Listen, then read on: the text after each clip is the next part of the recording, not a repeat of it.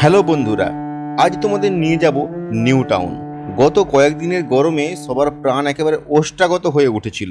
যাক, এখন কদিন বেশ বৃষ্টি হচ্ছে, আর আমরা তাই এই বৃষ্টিকে মাথায় নিয়েই বেরিয়ে পড়লাম। নিউ টাউন বললেই মাথায় যেটা আসে সেটা হলো বিশ্ব বাংলা গেট, আর যেটা কিনা ঝুলন্ত রেস্টুরেন্ট। বাস বা গাড়িতে এর নিচ দিয়ে তো একাধিকবার আমরা পাস করেছি, কিন্তু উপরে উঠে খাওয়া আর হয় না। তাই চলো আজ ওপরে যাওয়া যাক। নারকেল বাগান বাস স্টপেজ থেকে খুব ইজিলি এই বিশ্ব বাংলা রেস্টুরেন্টে আসা যায়। এই রেস্টুরেন্টে বুকিংয়ের জন্য হিডকো বা বুক মাই শোয়ের ওয়েবসাইট থেকে বুকিং করা যায়। আর তা না করে এলেও এখানে কিন্তু অফলাইন কাউন্টার রয়েছে। এই অফলাইন কাউন্টার নিচে এখান থেকে বুকিং করে এবার আমরা উপরে যাচ্ছি। সিঁড়ি বা লিফট দুটো করেই কিন্তু উপরে যাওয়া যায়। এই মুহূর্তে কোনো একটা কারণে দেখলাম আজকে সিঁড়িটা বন্ধ রয়েছে, তাই আমরা লিফট ধরে এই বৃষ্টিমুখের দিনে চললাম বিশ্ব বাংলা রেস্টুরেন্টের ওপরে। এখানে প্রবেশের জন্য টিকিটের ব্যবস্থা রয়েছে, তবে যারা রেস্টুরেন্টে যাচ্ছেন ডিনার টাইম বা লাঞ্চ টাইমে, সেই সময় কিন্তু কোনো প্রকার টিকিট কাটার প্রয়োজন নেই। মিনিমাম বিলিং পার পারসন 500 টাকা এরা বলে থাকে, তবে সেটা অ্যাডজাস্টেবল। 400 বা 450 হলেও খুব একটা প্রবলেম হয় না।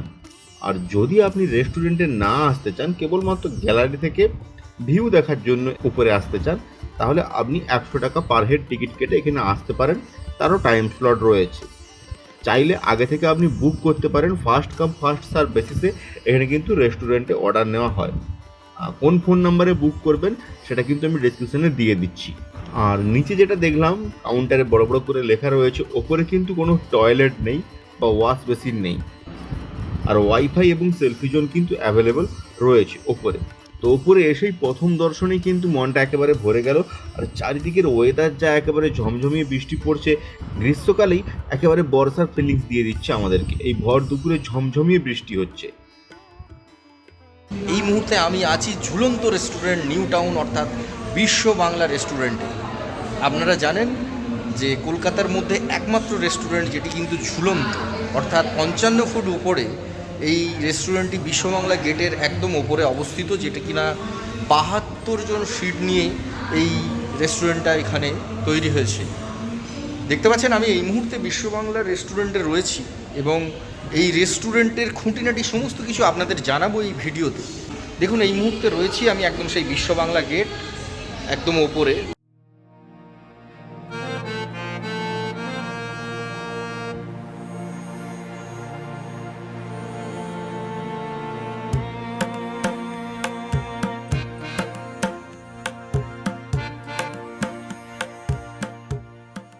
দেওয়ালে বাঙালির বিভিন্ন কিন্তু কিংবদন্তির ছবি আমরা এই মুহূর্তে দেখতে পাচ্ছি। উৎপল দত্ত থেকে শুরু করে এস.ডি. বর্মন, সমস্ত ছবি এই দেওয়ালের মধ্যে কিন্তু আঁকা রয়েছে। এবং এই লেনটা মোটামুটি 7 ফুট 6 ফুটের মতো একটা চওড়া লেন।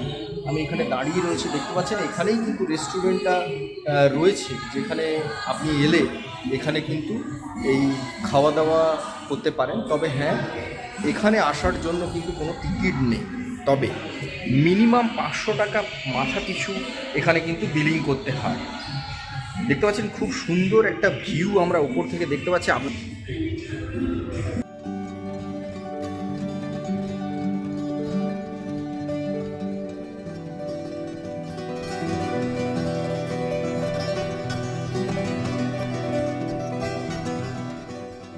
এই এতটা উপরে উঠে এসে কলকাতার নিউ টাউনের কিন্তু একটা এরিয়াল ভিউ উপর থেকে দেখা যায়, এবং এর পাশ থেকে যে দৃশ্যপট আমাদের চোখে পড়ে সেটা কিন্তু যথেষ্ট সুন্দর এবং আপনার মনকে যথেষ্ট কিন্তু ভালো করবেই। সূর্যাস্তর কিন্তু একটা সময় এখানে থাকলে অবশ্যই আপনি সেই সূর্যাস্ত উপভোগ করতে পারেন।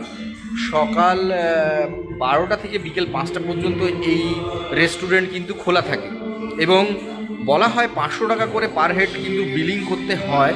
তবে এই মুহূর্তে সেই 500 টাকা না হলেও চলবে, একটা মিনিমাম কিন্তু আপনাকে বিলিং এখানে করতে হবেই। তো এখানে আসার খাবারের মান অবশ্যই আপনাদেরকে জানাবো, এবং মেনু কী মেনু এখানে পাওয়া যায়, কী দামের খাবার পাওয়া যায় তা তো নিশ্চয়ই আপনাদেরকে এখানে জানাবো। তবে অবশ্যই এখানে এসে যে ভিউটা দেখা যায় সেটা সত্যিই অসাধারণ, অপূর্ব। কলকাতাকে এরকমভাবে কিন্তু আমরা আগে কখনো দেখিনি, তাই এই ওপর থেকে কলকাতাকে অনুভব করার জন্য কিন্তু অবশ্যই আসতে হবে আপনাকে কিন্তু এই বিশ্ব বাংলা ঝুলন্ত রেস্টুরেন্টে। তো আর বেশি দেরি না করে আমরা মেনু কার্ড দেখে অর্ডারটা করেই দিলাম। স্ক্রিনের নিচের দিকে আপনারা মেনু কার্ডটা দেখতেই পাচ্ছেন, চাইলে পজ করে দামগুলো দেখে নিতে পারেন। আমার কাছে যা মনে হলো অ্যাম্বিয়েন্স অনুযায়ী দাম কিন্তু ঠিকই রয়েছে। এখানে কিন্তু অর্ডার দেওয়ার সঙ্গে সঙ্গে খাবার সার্ভ হয় না, কেননা পুরো রান্নাটা নিচে হয়, সেখান থেকে আসতে সময় লাগে, প্রায় আধ ঘন্টার মতো সময় লাগে। এবং সেই সময়টা সবাই হয় সেলফি জোনে যায় বা এই টেবিলের ধারে বসে ভালোবাসার শহর কলকাতা, তিলোত্তমা কলকাতাকে দেখতে দেখতেই কাটিয়ে দেয়। আপনিও যদি ভালোবাসেন কলকাতাকে তো চলে আসুন এখানে একবার। তো আজকের মতো এই পর্যন্তই, আবারও দেখা হবে আপনাদের সঙ্গে এইরূপ কোনো একটি ভিডিওতে।